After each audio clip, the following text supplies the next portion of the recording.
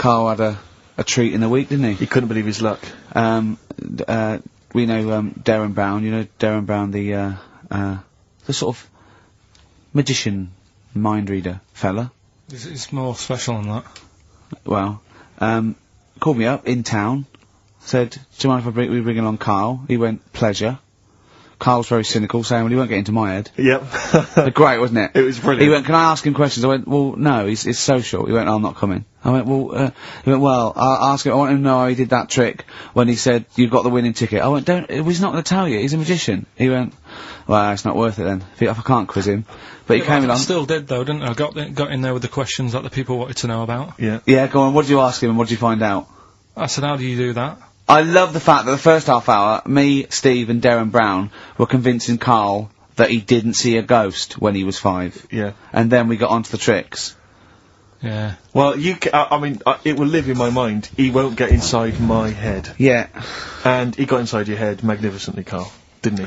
I mean, were you not amazed? I mean, Derren promised actually that he would come on the show in the future, and then you, the listeners, can see how he can baffle, amaze, and just generally freak out. I think we should film everything that happens, right? Because it's just a waste, because you're only getting half of it when you hear what Karl has to say. Because his face, honestly, says 1,000 words. Yeah. Do you know what I mean? It's just, I think we should film it and just put it on a DVD of Karl's facial expressions. This is Karl thinking he saw a ghost. Yeah. This is Karl thinking they were going to clone a man moth. Yeah. It's just different faces. So do you want to try and explain what he did and what marvelled you so much? Right, yeah. He comes in, he sits down. I'm a bit sort of, bit spooked by him straight away. Oh, you're spooked by him straight away, really? Yeah, there's a weird thing about him. Right? So anyway, he sat there, and I'm watching him. It's because he was naked? Checking, you know, seeing what he's, you know, looking at and stuff. Yeah. So anyway, he gets his paper out, and I think, right, he's gonna do a bit of trickery and that. And he says to me, right, write down a number and a name, right? It was between... A 2-digit number, a 2-digit number, and a name of anyone you know. Yeah, right. Now, the thing is, I thought of the name because I was telling Steve earlier about the kid at school who I fell out with, right? Yeah. Over that girl who was called Aris, Yeah. right? So that name was, like, in my mind, ready to go. Because I didn't want to use anybody's name who I knew, sort of, now, because maybe you've mentioned it in the past. Do you know what I mean? I couldn't say Suzanne. I knew Colin Makin anyway. Yeah. Yeah, well, do you know what I mean? So I picked a name, yeah. Well, I thought you might have been thinking about Auntie Nora. So I picked this name, right, that you three didn't really know about, right? Number just came to mind, right? So... 42, we were never thinking of that. 42, right? Yeah. He said, right, just keep saying it over and over in your head. And I'm there, and he's saying all these sort of different numbers at me, and I'm trying to throw him off a little bit.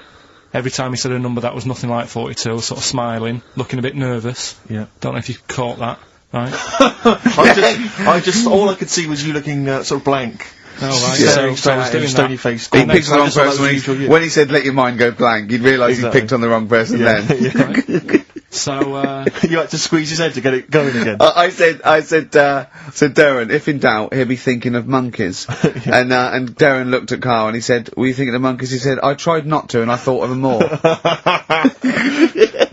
Right, that's true as well. Yeah. Right. So I'm there thinking of these numbers and that, and then he said, right, let's just talk about other stuff for a bit, right? So I was like, well, I'm not going to say anything. Yeah. Right, because I don't want you to catch me out. But then when we were talking, I was trying to, like, knock him off track. Clever. Do you know what I mean? Do you know what I mean? I played a bit of hardball with him. Yeah. I was, like, saying... Because we were talking about aliens and that as well, weren't we? And I was saying, well, you know, they might come and land again in 2060. Clever. You know what I mean? Dropping in different numbers and that. And so, doing all that, playing him at his own game. And I think I had him for a bit. On the ropes, right? So, anyway, comes down to the time when he's telling me the name and the number. Yeah. And, well, he explained what he actually did. I mean, that was... He said, just think of a number at the end of it, and he said, oh, is it an I? And you went, it wasn't an I, but there is no, okay, and anyway, he got You got the name. Harris. Then he went and said, "Are you an extrovert?" And he wrote down these numbers. Well, he wrote down some numbers, and he said that if you're an extrovert, these are the numbers you tend to choose. If you're an introvert, these are the numbers you tend to choose. And he wrote them down, and he said, "I don't think you're really an introvert. I don't think you're this. I don't think you're that." And I think he came up with the number 32, didn't he? He said to you, "You're thinking of number 32." You said to him, "No way." You couldn't believe your luck, could you, when you've caught him out? But he said it's either 42 or 32, didn't he? Yeah. Well, no, but it was beside the point, because then he said, rather brilliantly, hang on a minute, if you just add up these numbers here, that adds up to 42. It was a magic if you add square. Up those numbers, that's 42. That's 42 across diagonally there. That box is 42. All the numbers that added up on the page, whether you go across, sideways, down, across, whatever, always added up to 42. Yeah. Right? And you've got the name Harris. Which freaks you out. It freaked me out. I kept saying to him, "How do you do it? How do you do it?" And he wasn't telling me. I was talking to people at work about him, and one lad said, apparently the trick that he uses is the same thing that Hitler did. Play record. No, seriously. Apparently it's the same thing, because he was saying... What? Play record. No, just let me finish, because... No, I've even ran it by other people to check if I'm right on this. So let's do play record and come back to Because the people in the XFM office, they're pretty wise. They're up on that stuff. No, he used it in a different way. Play record. No, hang on a minute, let me hear it. All it is, it's power of suggestion, apparently. And when Hitler used to do his big speeches to people... Yeah. Do you want to play? Supposed to be play? Come on, finish your point. Well, that's about it. Who was that? Ian Canfield? A few different people. Right. The big thinkers out there in the XFM office. The brain boxes. But anyway, right, it's... Because Magnus Magnusson works on it now, doesn't he? Right, listen. Or was it Paxman? Was he Jamie Paxman? That blew me away, right, the fact that he got the name, he got the number. Spooky bit, right? I'm walking home. I called you up a couple of times, then I left a message on your phone. Because it was just amazing. Not only was he good at magic, but his maths was brilliant. No, well, that thing adding up to 42 was like, how did he do that? I mean, we didn't even make a big deal out of that. He said, all Karl Vorderman's got is the maths. You know what I mean? Imagine him on Countdown. He'd even know what they were going to write down. Do you know what I mean? So, a bit of a wasted talent. I should see him again about that. I think he's... He asked him, I said, Derren, why are you doing it on mucking around on telly? Then he went, sorry? He went, why are you mucking around on telly? And he said you could make some serious money. I think Steve went, well, he does all right. He went, nah, but if he did that with the ticket thing all day. But didn't you say to him you should be working for the police force? I said, yeah, he should be in a police station. He could help people out. Yeah. Do you know what I mean? It's not a daft idea, is it? Not really. Right, so anyway, right, so I get home, I'm calling different people up walking home, I couldn't believe it. Right, I called Suzanne up telling her about it, and she's like, slow down. She said, you're like a little kid who's just been on a fairground ride or something. Yeah. Slow down. Right, so I'm telling her, call me mum and dad up. My dad wasn't that impressed. No, of course He was not. like, well, that's all been done before. But anyway, right, so... But then he wasn't impressed with Little Donkey, was he? No, he's not impressed by much, is he? Right, so I get in, He probably had to nip out down to the phone box. Right. Do some thieving. Yeah. We've forgotten bread. No, I'll just go down the phone box. Right, so I get into my flat, right, and what they do in my flat where I live, they put the post in, like, these little pigeonholes. Right, and I don't normally check them out. I leave it for Suzanne to do, right? Sure. But this time, for some weird reason, I thought, right, I'll check it, see if we've got any post. Open it up. There's only this. A letter for Miss Harris. Yep, there it is, bona fide in front of us. A letter addressed to a Miss Harris. Well, does she live there?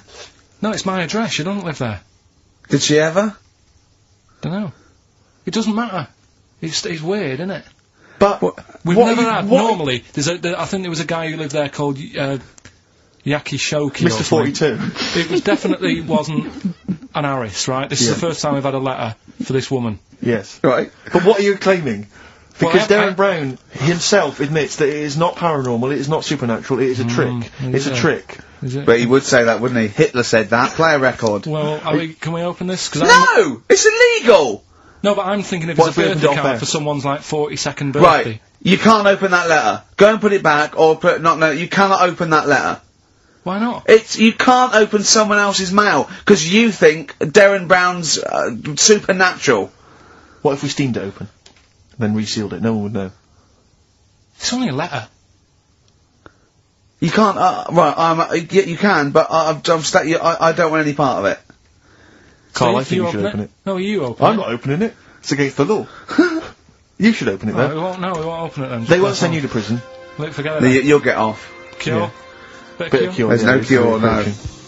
I'm looking, I'm tempted to open it. Well, do you want to, Steve? There you go.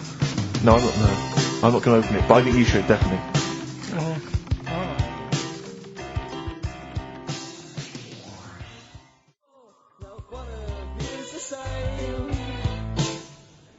6 Different Ways by The Cure from the album The Head on the Door. We've enjoyed that. The head on the door, Carl. Ooh, bit of a coincidence. Spooky, isn't it? It was only 4 weeks ago you were talking about a head and a door. Exactly. Has the door got a number on it? 42. Oh dear. Oh. So we're not opening it. No. Well, I can't open it because as the producer, right? Oh yeah, because your standing in society is such that they'd make a real example of you. Yeah. That a producer of a tin pot radio show once a week. Yeah, he should know better. He can press buttons and talk at the same time. Send him down.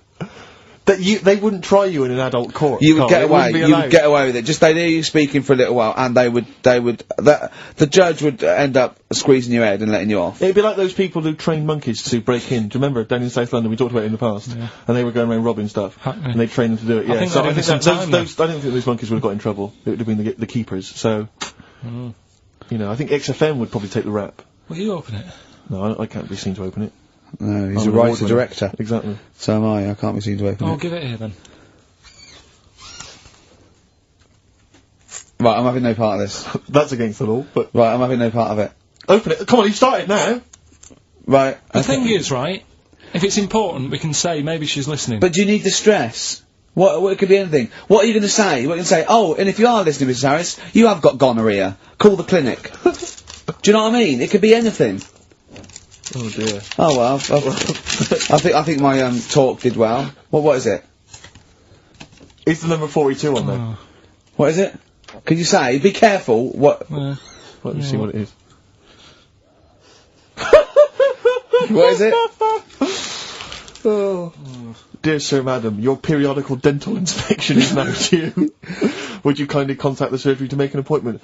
Harris, Mrs. Harris, if you're listening, your periodical dental inspection is now due. You might want to contact the Yeah, but the dental surgeon that you normally go to.